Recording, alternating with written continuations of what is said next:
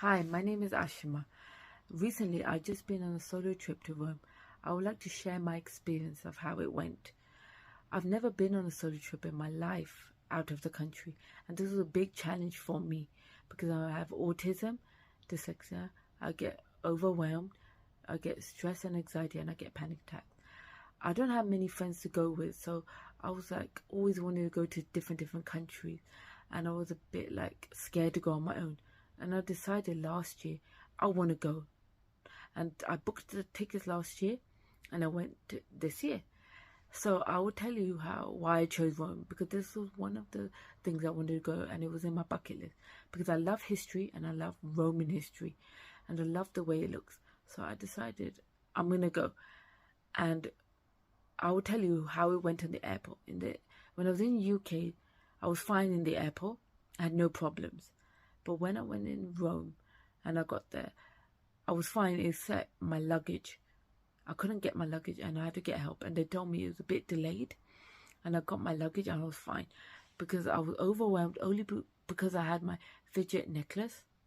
And I used it to spin it and it calmed me. I have other fidget things with me as well on that time. But I used my necklace. And I was fine. I got my luggage and then I went to the hotel with my private transport. And I got there. After I got to the hotel, I just put my stuff away and then I relaxed a bit. And then afterwards, I went exploring because I was going to go to Pantheon in the evening. So I decided to explore a bit. I wanted to go to Trivia Fountain. But to go to a Trivia Fountain, I had to walk a bit. And it was a bit overwhelming. I did look at Google Maps. I got a bit overwhelmed.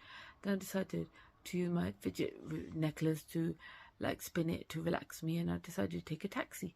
I took a taxi there and got there, and it was beautiful. The Trivia Fountain. Saw the Trivia Fountain. Then after seeing the Trivia Fountain, I had some food, and then and gelato as well. And after that, I went to a Pantheon. I walked to a Pantheon. That was not hard to walk. I just used Google Maps. I was okay. I got to a Pantheon, seen it, and I'll be honest, it was the best thing to see. I highly recommend it. It's not overwhelming.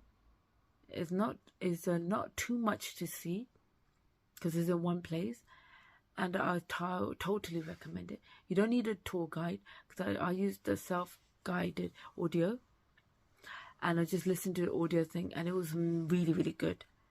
And make sure if you go to the Pantheon, have some ID because they need it if you're going to use the audio thing guide phone, because make sure you can give it back to them. So after seeing that, I saw some cathedrals in between as well before I went to Pantheon and the Trivia Fountain, and they were amazing and they were free. But then after I went to a Pantheon, I just went exploring. But before I went exploring, I had some authentic Italian food. And then after that, I went exploring, just looking at town and saw the Trivia Fountain at night time. That was amazing. And after that, I went back to my hotel. But before I went to a hotel, I just forgot to tell you. I bought some souvenirs, which was good. And then I went to my hotel. After going to my hotel, I just relaxed a bit. And then I went to bed. The next day, I had a shower and everything. Had breakfast in my hotel. And then I went straight to the Vatican's. Before I went to the Vatican's, I just seen the fountain. I took some pictures next to me. And then after, I just basically went to the Vatican's in taxi and explored and everything. The Vatican was amazing. The Sistine Chapel, I went to the Dome. I went at even St. Peter's Church. I highly recommend it. I went in a group tour, but it was meant to be a group tour. It ended up being me and the tour guide, which was amazing. She explained everything so well. I enjoyed it so much. I highly recommend it. One of the best things I've seen in Rome. And then after I seen the Vatican, I went straight exploring. I saw a castle, which was amazing looking outside. I was like, ooh, I'm going to go there. And I decided I will book tickets for it. But I didn't book tickets on that day because I was going to go to the Colosseum the next day. So I went on a bus tour for a little bit. And then I got off the hopping on bus tour. And I went to see the Spanish Steps. I saw the Spanish Step, which was really amazing and good. I saw it in daytime and at night. Then after that, I just explored a bit, and then I had some food. I had some authentic Italian food near the Spanish Steps. Then after that, I went to like exploring the town in night and stuff. And then after that, I had another gelato, which was nice. And then after that, I just went back to my hotel. So I got to my hotel and just had a mojito. That was really, really nice. Then after that, the third day, I got up, had some breakfast, and went to see the Colosseum. And the Colosseum was so brilliant. I really, really recommend it. And I saw the Forum, the Palatine Hills, and I saw Secret Garden. I highly recommend it. They will take 3 to 4 hours to see everything. I went in a group tour to see the Colosseum, and that was great, and see most of the Forum. But to go up the Forum and stuff, I went by myself. So it was amazing. But I'm not sure exactly all the history about the Forum from inside. But she explained it to us already in the group tour. But it was still amazing, even the Secret Garden. And I highly, highly recommend it. So after the Colosseum, I was planning to see if I can see that castle. So I was looking for the on and off bus tour stop. I got overwhelmed. I could not find it. So I decided to ask people. And when I found it afterward, it was too late to go and see the castle because I didn't have enough time. I decided to go on the bus tour and see the tour. Because the tour bus was going to finish at 6:30, I didn't have enough time to see it all. So I saw what I could at night and day, and which was fine because I had enough time for next day I could see it. So when I got off the bus tour, it was finished. I decided to explore the city and stuff, and which was amazing. And then after that, I had food, which I made one mistake in ordering food in the restaurant. I didn't know there was a red and white pizza, and I ordered a vegetarian pizza, and I didn't know that was a white-based pizza because it was in Italian. So my mistake. I told them, and they said, "Oh, next time you let us know, because if you're not sure." And the mistake is what you have to make sure when you order vegetarian pizza, you have to make sure in what's in there because they have potatoes sometimes. And they have mushrooms and stuff. But they have this gooey vegetable thing that's Italian. I don't know what it's called. And it was not nice. It was all bitter. And they said, next time, just let us know you're not sure. And we explain it. So they exchanged it. And I had this normal margarita pizza, which was fine. Nice. And then I had this dessert, Italian dessert. I don't know the name of it. It was chocolate dessert. It was really nice. One thing I did order was chips. The only problem was it was so salty because I don't have salt in my chips. It was so salty I couldn't eat it all. I did explain to them. They said we can't exchange it now because you had some of it. But I said I had some of the pizza and they said no, we can't keep exchanging. So I was like, okay. So I had some of it and then I just left it. But the dessert was nice. Overall, the food in that restaurant wasn't as great as I was expecting, only because I ordered the wrong thing, but it's okay. The rest of the food was nice. After I went back to my hotel, just relaxed a bit and slept. Then, the last day, I had breakfast and everything, and I went exploring. I went to that castle because I booked it straight after because I decided to book it because I couldn't go there, so I booked it. And I went to the castle, and it wasn't a group tour; it was a self-tour, audio tour. You get an app and you listen to it. So I went there and it was a bit overwhelming because it was really, really big. It was beautiful, but really, really big. So I got a bit lost and I was going through it and I had to ask help. And they told me I had to go to some of the places. I got there and it was fine. But luckily I used my fidget necklace to help me and I used my fidget toys to help me, which was great and everything. So I enjoyed it. And I had so much fun. And I went to the top and I got to see the whole of Rome. And that was so amazing. I took loads of pictures and video. I highly recommend if you want to go there.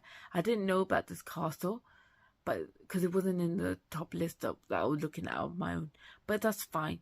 I got to see it, and sometimes it's good to see things that you don't expect to see. It's good to explore and find new things, which was amazing. And then I went to a bus tour, the big bus tour, and that was nearly 2 hours long. And I saw all of Rome in the bus tour, and they explained everything. And there was some stuff that is really nice to see. So I know next time, if I ever go to Rome, I know there are things that I can explore as well that I haven't seen. So, which is amazing. Overall, it was great. So afterwards, I got to hotel, got my transport and everything. I went to the